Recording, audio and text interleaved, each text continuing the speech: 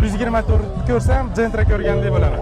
Men mana shu Prelude'ga o'tirib ko'rib, men o'zim monopoliyaning qurboni bo'lib qolganimni bildim. Ya'ni ko'rmaganman-da, o'tirib ko'rmaganman.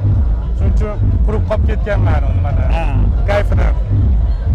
Videoda, rasmda xullas o'tirganda ergonomika umuman boshqacha.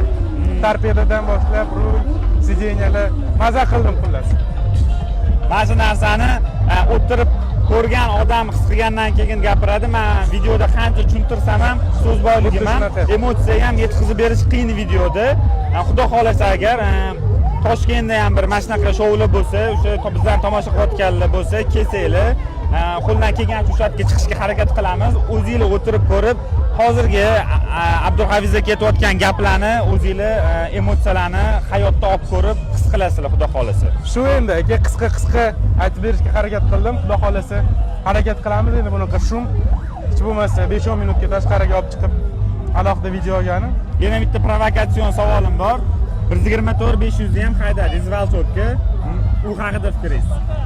124 zo'r mashina, lekin O'zbekistonda siqasini chiqarib yuborishgan uchun nimagadir xafa bo'lmanglar, lekin 124 ko'rsam Gentra ko'rgandek bo'laman. E500 haqida gapirmayman umuman. Lekin alohida mavzu. Shunaqa. Provokatsiyani yomoni bildiring. Shunaqa. Xo'p.